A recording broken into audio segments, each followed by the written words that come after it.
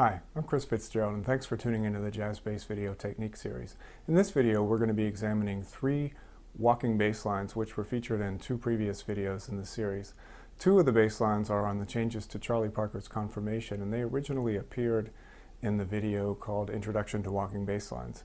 There was one bass line that was in the introduction to that video that was a very traditional, conservative, inside sort of walking line on Confirmation. And then one on the outro to the same video, which was a more modern, melodic, freer approach. And then the third walking bass line that we're going to feature in this video is on changes to I Got Rhythm. And it was featured not only in the last video, Walking Bass Line Theory Basics, but it also was featured as the introduction to this video that you're watching now.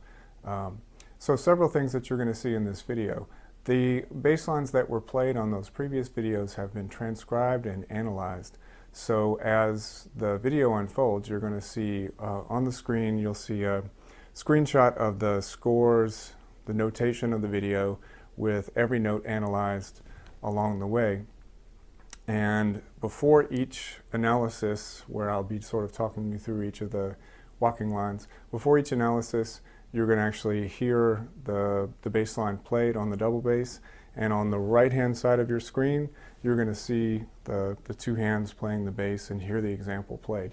And then immediately after the analysis of each line, due to the request of several people who have been watching the series and given some really useful feedback, I've had some requests to show what these lines would sound like in context by having another instrument play. So for the 2 confirmation lines, you will hear after the analysis has taken place, a piano will appear on the top of the screen, a piano keyboard, and you'll hear the bass line played simultaneously with the piano soloing and comping over the top, so that you can hear what those bass lines will sound like in context.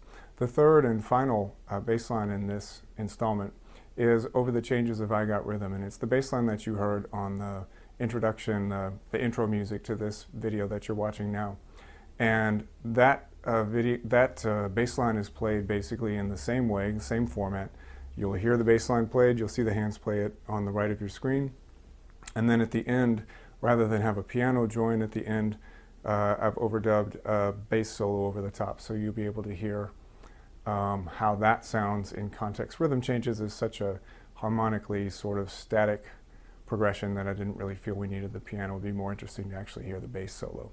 So I hope you enjoy this video, and I'll see you again at the end.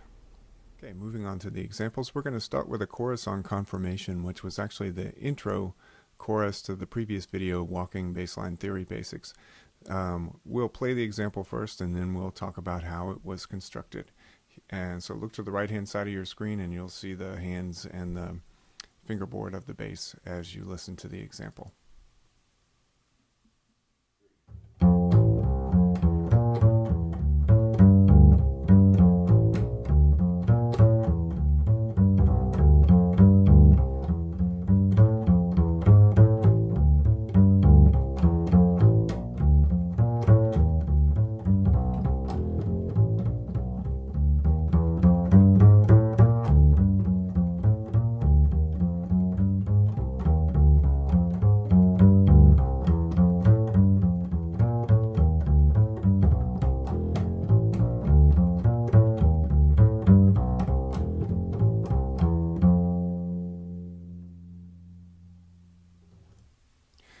Okay, moving on to the analysis portion, what you're going to see in this section is you're going to see every note in the line has been annotated, but basically what I'm going to want to talk about as I take you through it is just what was going on in my mind and how this line was created and what I was thinking of as I created this line.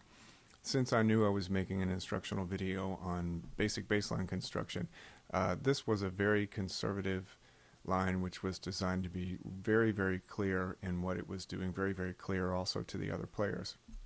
So what you'll see in this line is that every root of every chord was landed on exactly when the chord changed, and that everything in this first 8 bars was all stepwise diatonic approach notes. And if you haven't seen the other video yet, you can go check out that video for an explanation of the concepts of stepwise and chromatic approach notes. But basically, every approach note in this was a diatonic approach note from the previous chord. Every root was landed on the downbeat that the chord changed. And I'll play just this 8 bars quickly through on my trusty P bass here, just so we can hear what that sounds like when everything is diatonic.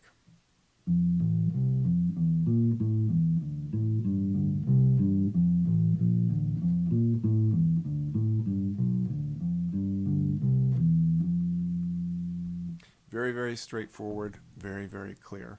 Moving on to the second 8. In the second 8 bars, it was mixed so that there were both diatonic approach notes, chromatic approach notes, double chromatic approach notes, and approach notes from the previous root. And I want to take just a second and explain the nomenclature of some of the things that you might see on the annotations of this video. When you see just a plain C, that means it's a chromatic approach note. It could either be from above or below. When you see a D, that simply means it's a diatonic approach note, either from above or below. And when you see this C with an asterisk, that means it's a chromatic approach note, which also happens to be diatonic. So in the case of this resolution, F to E, it is a chromatic resolution from a half step above. It's also diatonic because F was part of the previous chord. Roughly 40 to 50% of all chromatic resolutions are also diatonic, so it's nothing unusual at all. I just wanted to make a note of that as we were in here and doing the analysis. And it's important to consider because many times a bass player might not be thinking of playing a diatonic note, but by virtue of playing a chromatic note, sort of accidentally also plays a diatonic note. And that's a very useful thing to figure into your line construction concept. Okay, so here is the second 8 with mixed chromatic, diatonic, and double chromatic. An example of a double chromatic approach would be right here where we're going 2 chromatic notes leading up to the C, which is about to happen. So here's the second 8.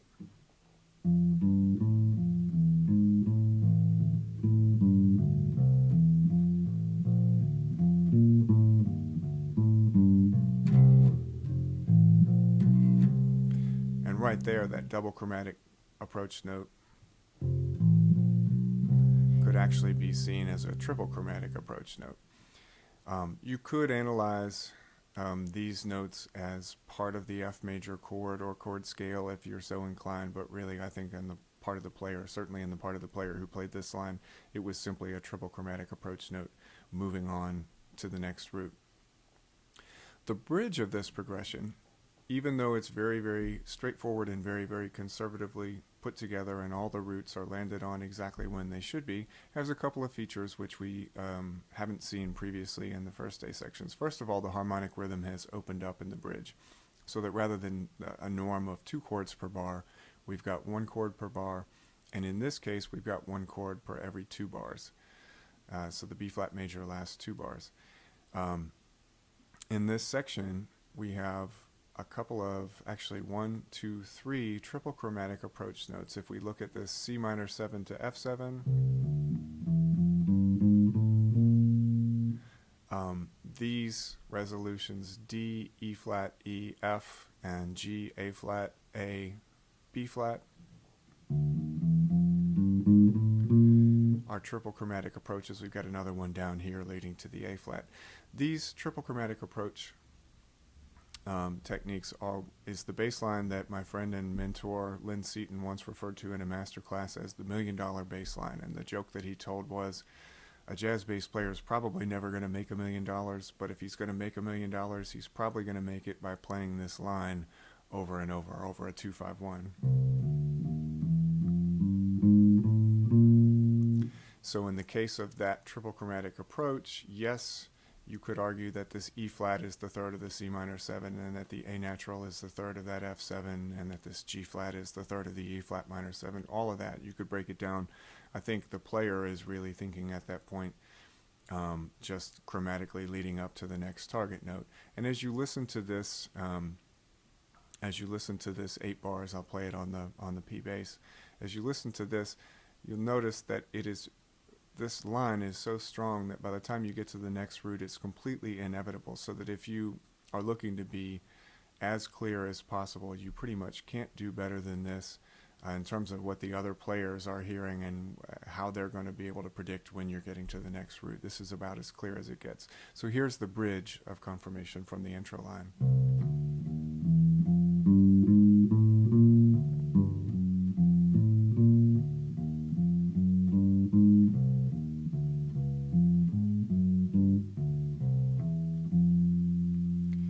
Please excuse my poor electric bass technique.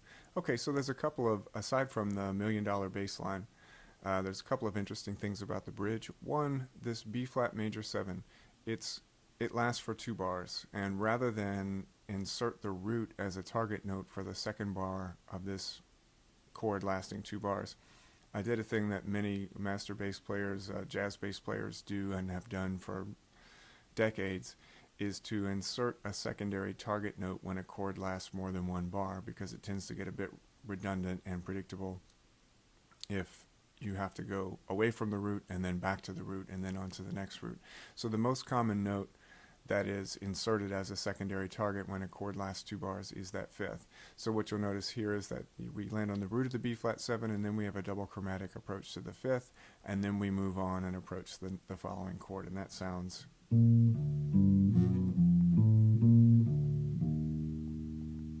And that's a really common technique. It's one thing that we'll address in probably the next video that I do, is what bass players play when the harmonic rhythm is longer than 2 per bar or 1 per bar. How we construct lines with longer harmonic rhythm. One other interesting feature of this line on the bridge is this little figure right here. This A flat to F sharp to G. It's what's known as a chromatic enclosure. So in other words, our target note is this G, and we use a half step above and a half step below. And so what I was really thinking of was not necessarily I'm playing the 5th of this D flat major chord, but I'm thinking I'm playing a half step above, jumping to a half step below, and then resolving to this target note of G for the G minor 7. Again, like the $1 million bass line, this idea of surrounding a target note with half steps and then having them collapse inward is aurally very, very logical, almost inevitable sounding, and the other players on the bandstand can't help but hear where you're going with that. So if I start here on the D flat, you'll hear how that enclosure sounds really, really, it's a really strong resolution.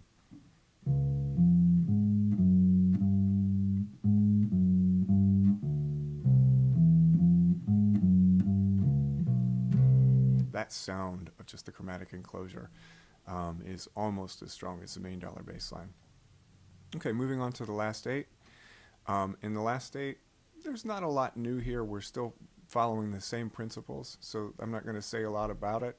We're still using a mixture of diatonic, chromatic, and what we will have referred to as these hybrid chromatic approaches, which are also diatonic, still landing on every chord root right as it happens. So here's the sound of the last 8, and you can sort of look at the analysis as it goes by, just to be aware of the details. But it's still just thinking of making a very, very conservative line, just mixing the 2 type of approach notes.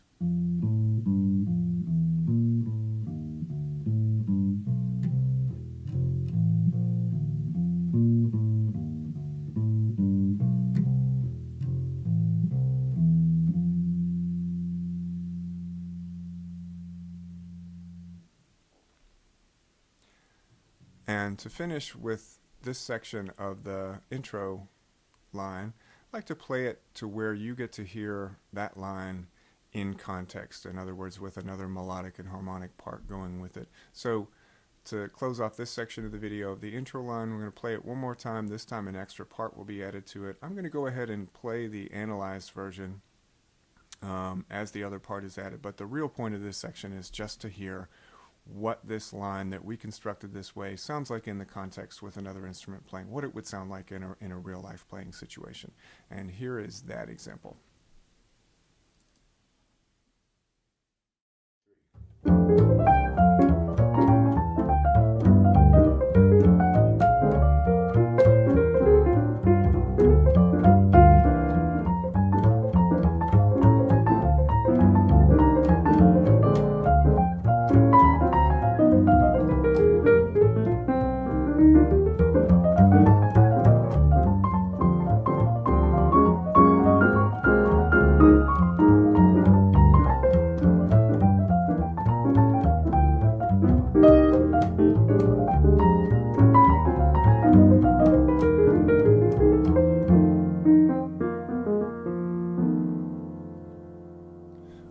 on to the next example. This is again a walking line on confirmation. It is the walking line from the outro portion of the Walking Bassline Theory Basics video. And in this one, the intent was to do something very different from what was done in the intro. If you remember, the intro was a very conservative, very straightforward, very clear bass line in which every root was targeted and landed on at the moment the chord changed. On the outro, the intent was a bit different. The intent was to make a little bit more modern, melodic sounding line where the outlining of the chord progression can be heard but not as directly clear as in the intro line. And so what I'd like to do is just go ahead and play it and then talk about some of the ways that that the outro is different from the intro and what was going on as in my mind as I was playing this and how such a line was constructed. But for now, as we listen to it, just think of the player I basically had in mind when I was playing this line was Charlie Haden. This struck me as a way that Charlie Haden might approach a line like this, whereas the first chorus was a little bit more like perhaps Ron Carter might approach it. This is more open, not quite as clear, but also a little bit more of a counter melody than just a simple outlining of the changes. So here is the outro chorus of Confirmation.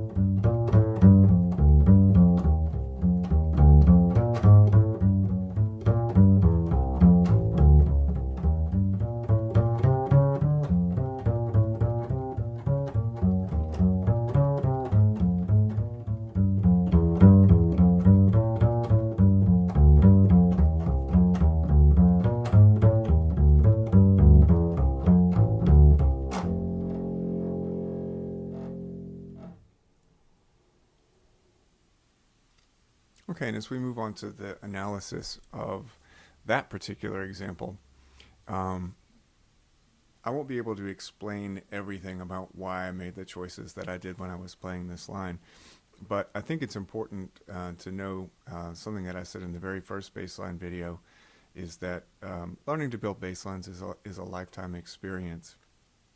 And since we play on these improvisational vehicles, in which we may have to play the form of a tune 5, 10, 15 times over the course of playing accompanying the melody and the soloist, it would be pretty boring if all we did was play the same thing and also the same way every time. So many times when playing in some of the later choruses of a tune, especially the later choruses of a solo, it's nice to have some varied techniques so that your line starts to sound a little bit different and more like a counter melody. In this case, several things were going on in the first 8 bars. The first thing that you see as you look at this that's very different from the first chorus that we did is that I've just showed what the targets were. And notice that one of the things that I did in this line was to mentally remove some of the targets from my consciousness, right? I'm playing, instead of targeting every one of these chords, E minor 7 flat 5, A7, D minor, G7, C minor, F7, and again here, G minor, C7, I've decided to ignore some of them and just play as though the progression were made of a longer harmonic rhythm. In the case of the first 8 bars, I really just outlined the first chord of each measure and the first 3 measures. And when I get to the very last measure of this 8, I disregarded the first chord in the measure and played only the second chord for the entire measure. And that has the effect of opening up the sound of the changes. Also, another thing that happened here was I did not choose to target the root when I was, as nearly as often when I was targeting or outlining a chord. Notice on the downbeat of these chord changes, I'm leaning on the third, the third, the third, the third. Here I finally land on the root of the F7. Here for the B flat 7, the third, root, third, third, and third. So that instead of the super clear very conservative approach where all the other players can hear exactly where you are. This kind of opens up the sound to where you're still hearing the progression, but it's not as in your face and obvious as it was in the first chorus. So here's the sound of the first 8 bars of the outro chorus, and just listen for the way that it's different from what we heard before.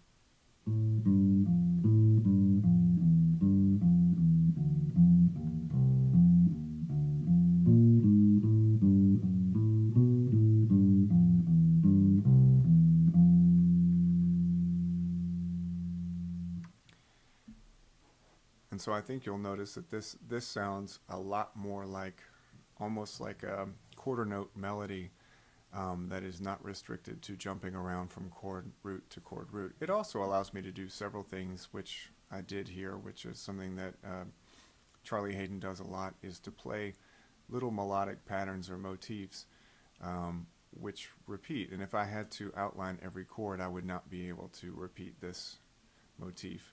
I was able to basically play this little sequence, which makes a much longer melodic connection by ignoring these chords and focusing on outlining these chords. Also, by outlining the third on the downbeat instead of the root on the downbeat, the progression gets opened up quite a bit. Moving on to the second 8, a lot of the same things are happening. This time I'm actually outlining both chords in the first 4 bars of the progression, but it's moving from, instead of in the intro chorus we would have gone root, root, root, root, root, root, root. Instead we're going third, third, root, third, root, third, root. And again, this movement from the third to the root and not having to jump to the root every time allows me to play more melodic gestures. Here again on the second 4 bars of the second 8. Third, root, third, 7th, and root. And here's the sound of the second 4 bars. Second 8 bars.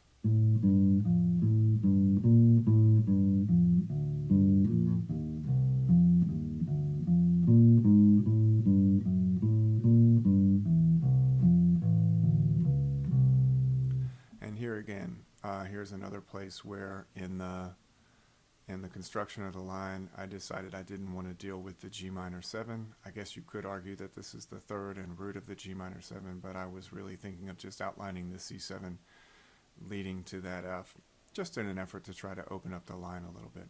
Moving on to the bridge. Same concepts. Instead of always landing on the root, landing on other notes on the downbeat of each change. Root, third, third, 7th, 7th, third, and again here I just basically disregarded the A flat 7 and stayed on the E flat 7 and sort of resolved, I guess, at the last minute to the third of the A flat 7, then resolving to the D flat major. Here at the very end, instead of landing on the root or even a chord tone on the downbeat, I landed on the 9th and finally resolved down so that you don't get the real resolution of the chord as you expect it. Here is the sound of the bridge.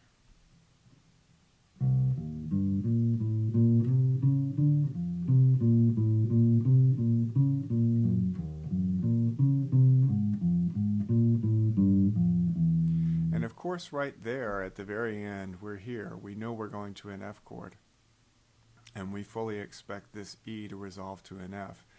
But instead of doing that, it actually has a deceptive resolution and has an enclosure leading to the F.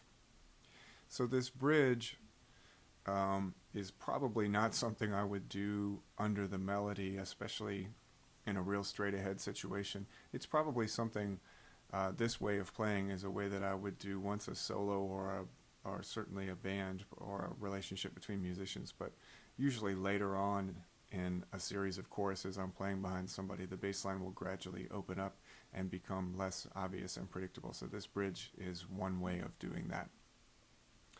Moving on to the last 8. a lot of the same things. Here, instead of landing on a target note at all, it's just an enclosure. The target note, actually, which is the root, doesn't happen until beat 3. Here again, on this second measure, I've disregarded the first chord entirely.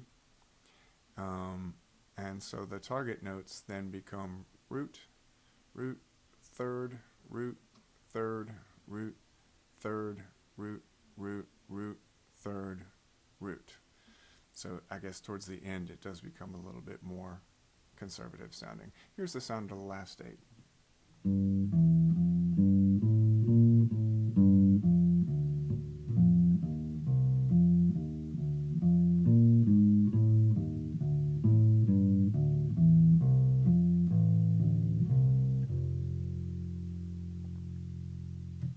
And again, please excuse the sound of my out-of-shape electric bass chops. So to finish up this section of the tune, I want you to hear what this one will sound like in context. So we'll back up and we'll play this one again with another instrument playing melodic and harmonic material against it so that you can actually hear what this type of line would sound like in context. And here is that example.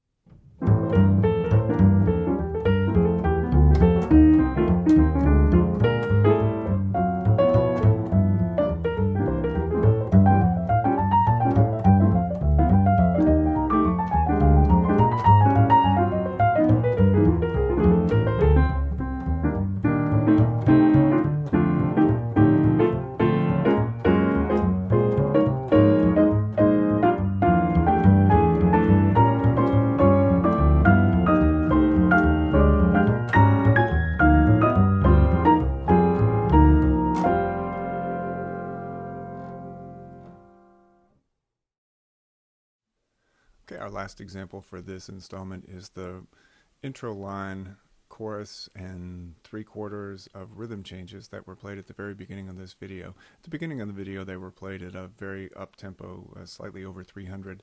Here, they're going to be played a little bit slower so that we can have a little bit more time to digest what we're seeing and hearing.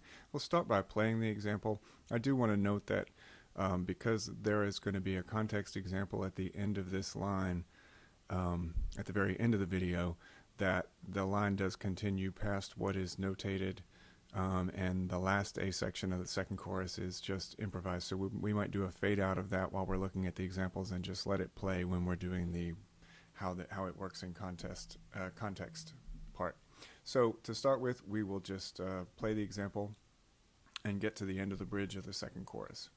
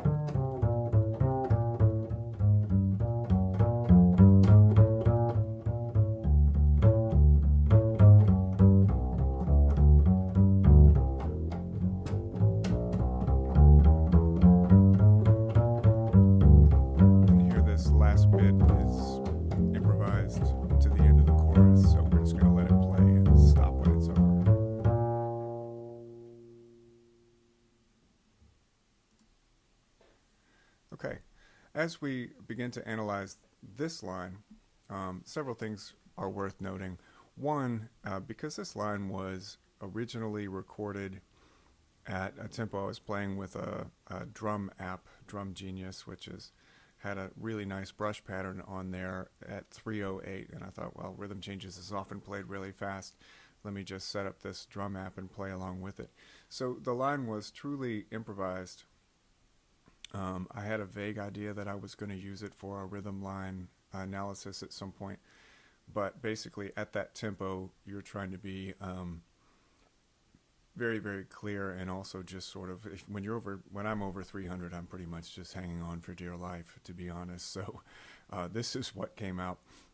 What I was trying to do in the very beginning in the first chorus was to play really conservatively, as in the confirmation lines earlier. So in this first 8 bars of the first chorus, every chord root is basically targeted, except this one right here, the B flat over D, which is really just an inversion of the same chord that was there. Again, we've got the same sort of nomenclature that we had in the intro confirmation line. We've got diatonic approach notes, chromatic approach notes, and these sort of hybrid approach notes, which are both diatonic and chromatic. And I'll grab the electric bass and play through this section just so we can hear what's going on. It's pretty straightforward.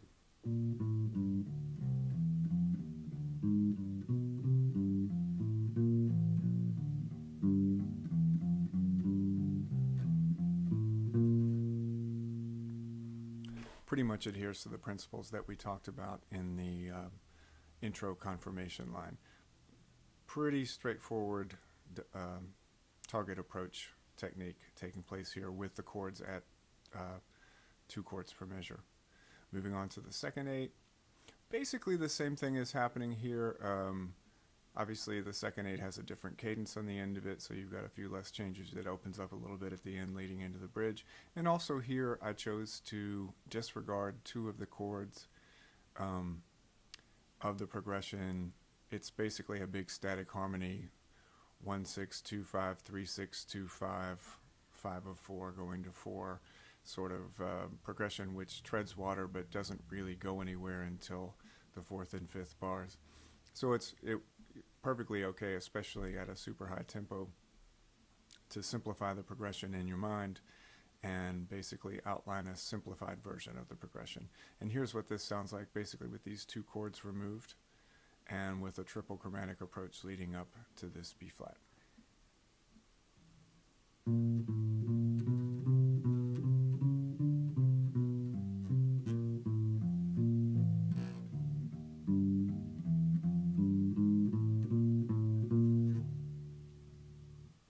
And we're leading into the bridge here, and so I've actually gotten to that D a little bit too soon, but it ends up being the 3rd of the B flat becomes the root of the D7 chord. Here in the bridge of the first chorus, we've got a lot of that $1 million bass line we talked about earlier in this video, this triple chromatic approach. It happens 4 times. Not only is it a really convincing and very clear way to outline the progression, it's also physically very ergonomic, since you're playing a series of half steps, especially on the double bass. That whole 3 half steps together leading into an open string or even leading into a half step shift is a really simple and efficient way to play. So here is the bridge of that progression. Really nothing unusual here. The only thing that's even slightly noteworthy is that here we've got this 2 measures of C7, and here we sort of extended and gave the 5th as a secondary target for that. But other than that, everything is pretty much outlined right as the chord changes with the root. Here's the sound of the bridge.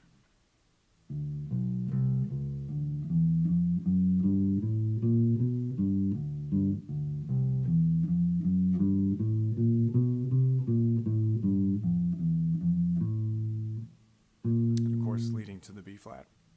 Okay, on the last A section,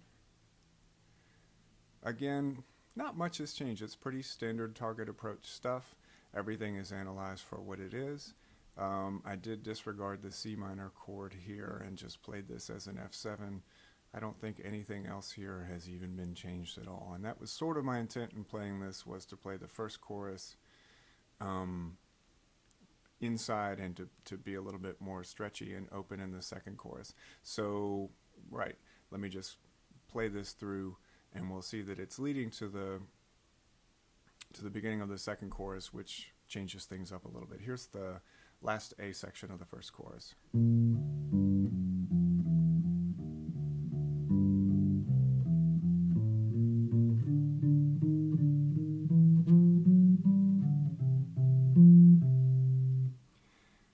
And everything, again, very straightforward, almost always landing on the root. Occasionally, like here at the B flat over F, I landed on the fifth, but which is also the bass note as written. Moving on to the first A section of the second chorus, here is where things got a little bit different.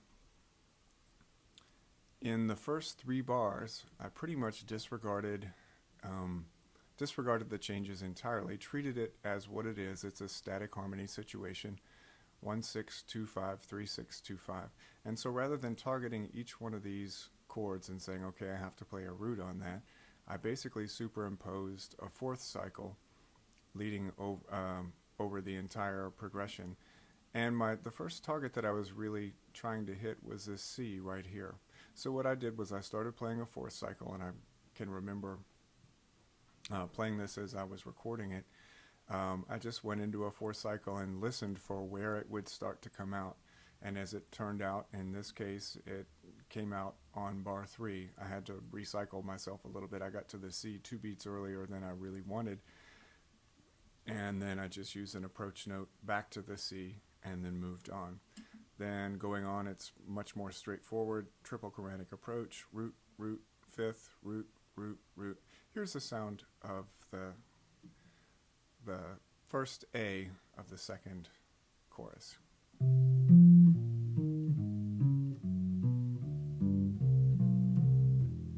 Let me try that again.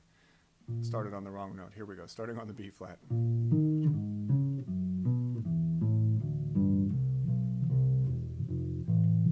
So the whole point of that, is to get to that C. So I was starting on this B flat, and all I wanted to do was to get to this C.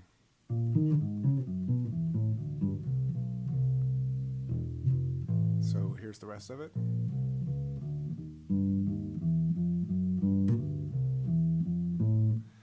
Okay, moving on to the next A section. Here again, in order to simplify the progression, and again at over 300 kind of hanging on for dear life, simplifying the progression is often a wise thing to do. I just basically arpeggiated these 2 bars as though they were one big B flat sound. Moving on, D minor, G7, C minor, F7. Again, not always targeting the root here. 3rd of the G7, 3rd of the F7, and then root, root, 3rd.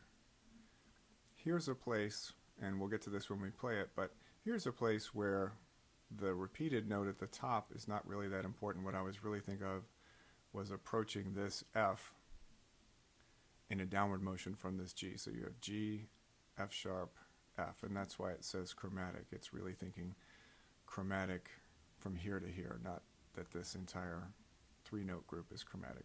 And then again, the triple chromatic approach. So here's this section.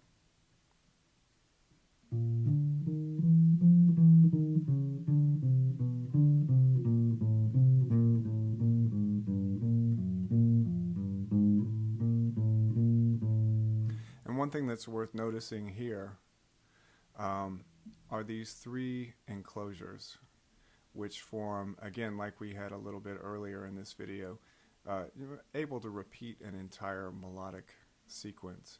And so this E flat to D flat leads to the D, the B and the D leads to the C, the A and the C leads to the B flat. So starting here on this F,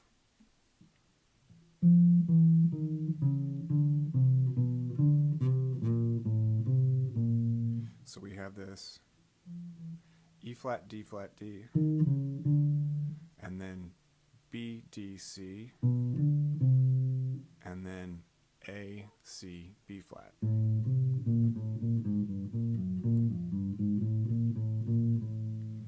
Okay, moving on to the bridge, which is actually the last part that's actually notated in this example.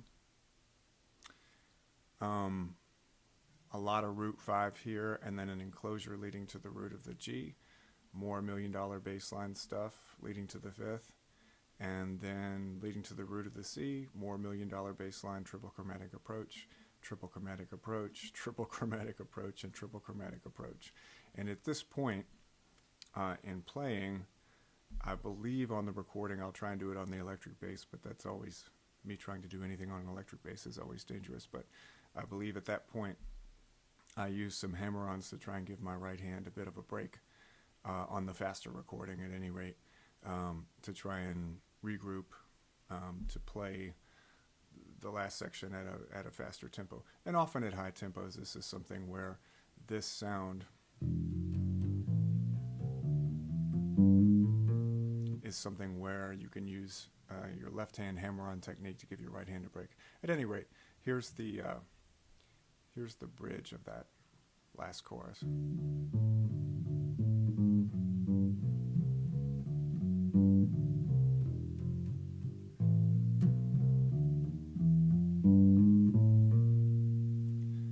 Leading to that B flat.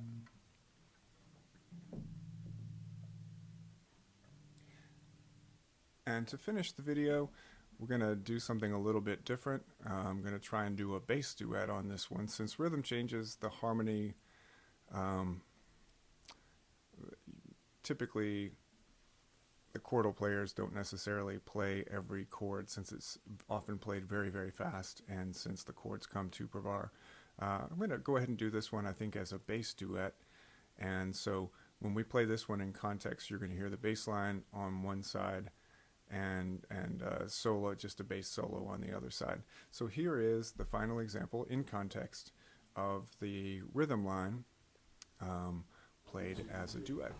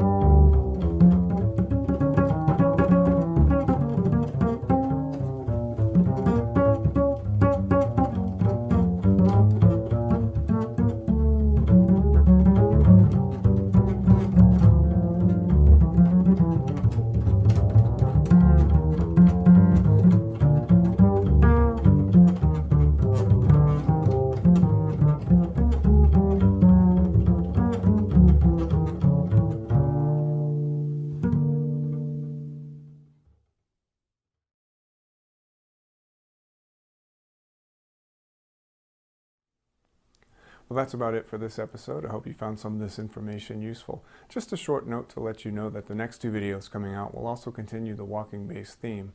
One will be a video which talks about building walking bass lines with slower harmonic rhythms where the chords last 1, 2, 4, or even 8 bars, and how to construct bass lines where you don't have as many target notes to approach, and how to sort of stretch out your melodic concept for longer harmonic rhythms. And then following that, there will be another walking bass line theory video where it will be a format of, like the previous one, like a book chapter dealing with this idea of longer harmonic rhythm. Thanks for tuning in, and I hope to see you next time.